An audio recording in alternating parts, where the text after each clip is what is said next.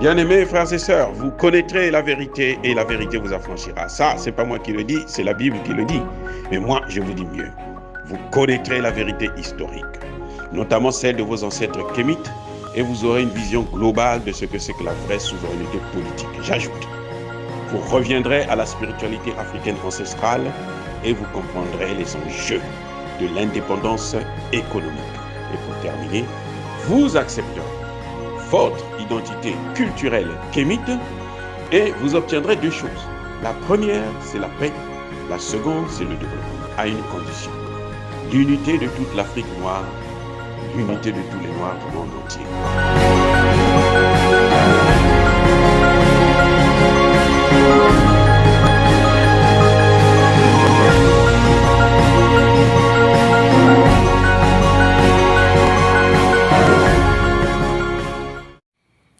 Otep à tous, bienvenue sur la chaîne des panafricanistes par essence, par conviction et par excellence. Celle des citoyens kémites par nécessité et obligation de combat. Nous sommes une chaîne qui n'est guidée que par nos ancêtres et rien que par les ancêtres qui appartiennent à l'égrégore du monde noir. Par conséquent, nous ne croyons en aucun Dieu venu de l'étranger. Toutefois, cette vidéo n'est aucunement destinée à inciter à la haine ou à la violence, car nous menons un combat qui est d'abord et avant tout spirituel, intellectuel et démocratique. Ensuite, il est politique, géopolitique et géostratégique contre l'impérialisme, le colonialisme, le néocolonialisme et l'endocoloniat, qui sont tous qualifiés de crimes contre l'humanité. Nous menons ce combat sur la base du principe fondamental que nous avons hérité de nos ancêtres kémites, qui est celui de la Mahat, c'est-à-dire solidarité, vérité et justice. Vous êtes donc en droit de connaître la vérité et nous avons l'obligation de vous dire la vérité, rien que la vérité, afin que justice soit rendue au continent africain. Et ça, c'est notre modeste contribution dans cette noble lutte en faveur de la souveraineté, la dignité, la solidarité et l'unité africaine. Ça, c'est ce que nous appelons le panafricanisme. Bien-aimés frères et sœurs, je veux vous parler de la réponse du berger à la bergère. Les États-Unis n'ont pas attendu longtemps pour répondre au capitaine Ibrahim Traoré qui a fait le déplacement pour le Mali. Eh oui, les États-Unis ont réagi et ont frappé. Ils ont frappé fort, mais pour peu d'effet. Eh oui, je vais vous le démontrer encore une fois de plus. Vous savez, les Américains sont pragmatiques, hein. Dès que ça ne va pas, ils réagissent. Les États-Unis ont envoyé, il y a quelques semaines, hein, il y a 1 ou 2 semaines de cela, la sous-secrétaire d'État américaine aux affaires étrangères. Elle est venue parler avec le capitaine Traoré, le président de la transition du Burkina Faso, en personne. Elle lui a interdit de faire venir Wagner au Burkina Faso, de faire venir les Russes. En quelque sorte, Wagner pour eux c'est la Russie. Vous n'avez pas le droit de coopérer avec la Russie. Vous vous souvenez de la loi que les États-Unis avaient prise il y a quelques mois, une loi qui d'ailleurs avait été diligentée par un noir américain, un Obama bis, qui disait qu'il fallait punir tous les États africains qui coopèrent avec la Russie. Eh oui. Et les États-Unis ont frappé. Et ils ont sanctionné, comme d'habitude. C'est la seule chose qu'ils savent faire, c'est ça. Sanctionner les autres, ils évaluent les autres et ils sanctionnent parce qu'ils se passent au-dessus des autres États, alors que les Nations Unies disent que tous les États sont égaux. Mais, je vais vous dire, la sanction, c'est laquelle? Eh bien, vous savez, le président Ibrahim Traoré a fait le voyage au Mali. Sa première sortie à l'étranger, il est allé où? Au Mali. Les Américains ne sont pas contents et ils l'ont dit en posant un acte clair. Le président Biden a exclu le Burkina Faso de la liste des pays bénéficiaires de l'AGOA. L'AGOA, c'est quoi? En anglais, c'est African Growth Opportunity Act, c'est-à-dire la loi pour donner des opportunités et aider les pays africains au développement. Vous savez quoi? Cette loi a été créée ratifiée en 2000, au temps de George Bush. Ce n'est pas les démocrates, hein, ce sont les républicains. Donc, ça permet de commercialiser avec les États-Unis avec certaines facilités. Parfois, vous n'avez pas, on vous exclut, on vous enlève le droit de douane. Vous pouvez amener vos produits aux États-Unis et vendre, ainsi de suite. Donc, on a exclu le Burkina Faso aujourd'hui là même. Donc, pendant que le capitaine Traoré était au Mali, eh bien, les États-Unis ont pris la disposition, ont sanctionné. Mais c'est très bien fait. Moi, je trouve ça très bien. C'est pour faire comprendre justement à Ibrahim Traoré que vous n'avez pas affaire à des gens sérieux. Eh oui. Ils ont envoyé la secrétaire d'État. Déjà, la secrétaire d'État n'a pas à venir donner des injonctions à un chef d'État. Sous-secrétaire d'État, hein, elle n'a pas à venir donner des injonctions à un chef d'État. Donc, ça veut dire qu'on minimise le pays. 2, vous devrez savoir qu'aucun pays, à moins que vous puissiez en citer quelques-uns, aucun pays africain ne s'est développé avec cette AGOA-là. Vous comprenez? Nous n'avons rien à acheter aux États-Unis. C'est eux qui ont besoin de nos matières premières. Aux États-Unis, ils n'ont pas de matières premières. Quand ils en ont, ça coûte trop cher. Eux-mêmes, ils vont chercher les matières. Ce n'est pas pour rien qu'ils font le gangstérisme d'État, qu'ils occupent les pays. Vous voyez la Russie, pourquoi ils veulent occuper la Russie? C'est parce qu'ils savent que la Russie a toutes les matières premières que les Africains ont. C'est pour ça, ce sont les matières premières qu'ils suivent. Vladimir Poutine l'a dit, hein, c'est pas moi. Ne me prêtez pas des mauvaises intentions. C'est Vladimir Poutine qui le dit. Et c'est vérifié. La Russie a trop de matières premières. La Russie est 3 fois plus grande que les États-Unis. Non, 2 fois plus grand que les États-Unis. Donc, vous voyez, c'est quand même un problème, ça. Que le jour où le capitaine Traoré se déplace pour aller où? Au Mali, eh bien, il est exclu le même jour de l'AGOA.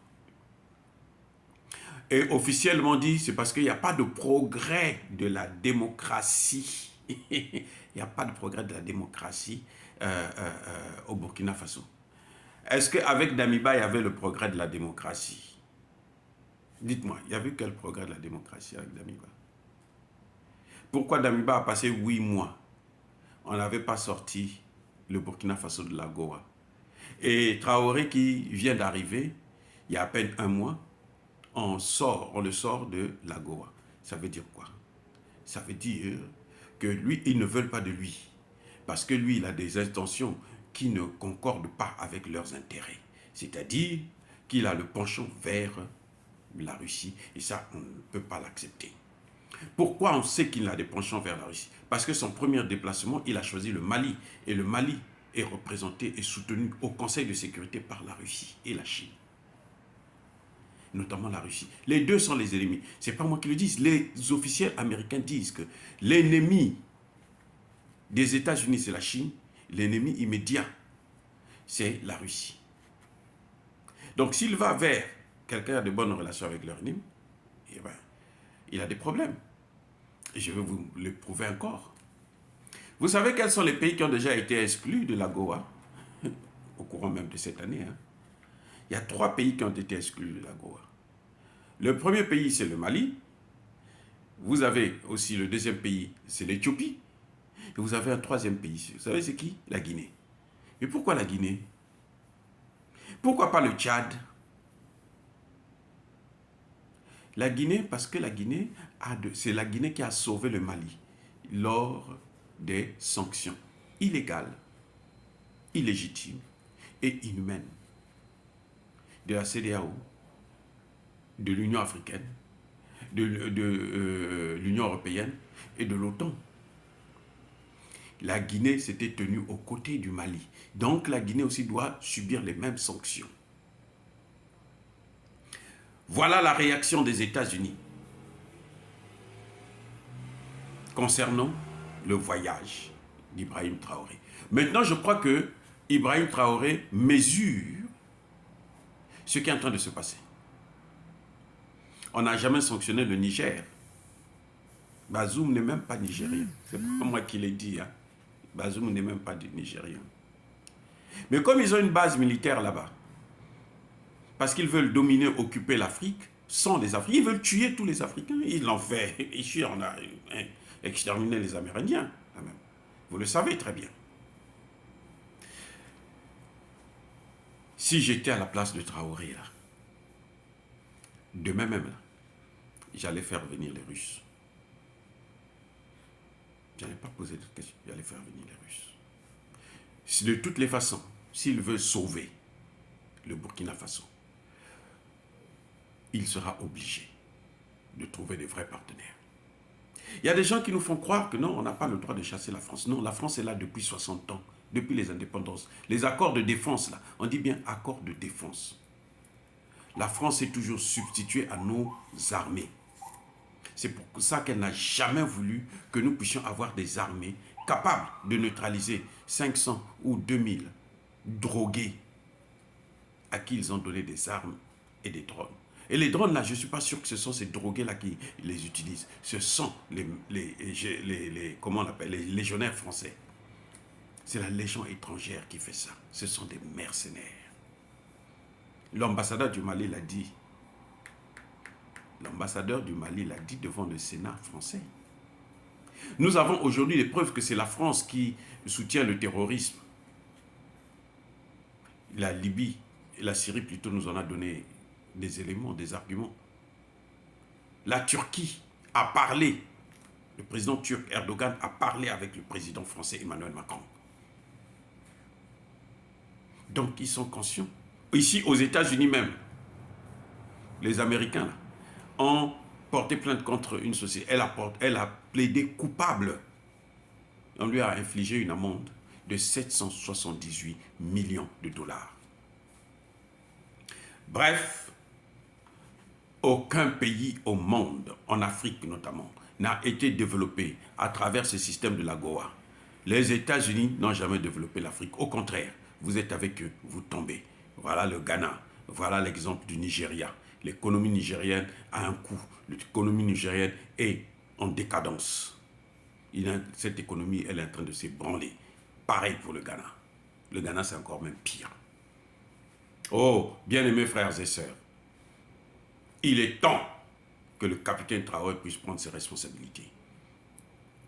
Il a vu, il est parti, dès qu'il revient, avant même son retour, il a été notifié. Tout ce que vous parlez de la démocratie là, c'est des prétextes. Le pays qui ne respecte pas la démocratie, c'est d'abord ici, puisqu'on ne respecte pas les droits de l'homme. 50% de la population carcérale est noire. C'est un pays raciste. Eh oui, c'est ça le racisme. 50%. Dans quel droit de l'homme il respecte? On cadarde les enfants noirs là dans les rues n'importe comment. Quel droit de l'homme il respecte? Oh, bien-aimés frères et sœurs, il est temps que le Burkina Faso puisse agir, et il doit agir vite pour sauver, récupérer le territoire. On ne demande pas d'aller dans les mains de la Russie, non, non, non, non. C'est pas ça. On demande de signer des accords avec la Russie pour que la Russie nous fournisse des armes et les gens vont travailler, vont faire le boulot. Les 50 000 agents civils qu'ils ont recrutés là, ils vont aller se battre avec les dents. Il leur faut des armes. Les seuls qui peuvent leur fournir des armes, ce sont les Russes.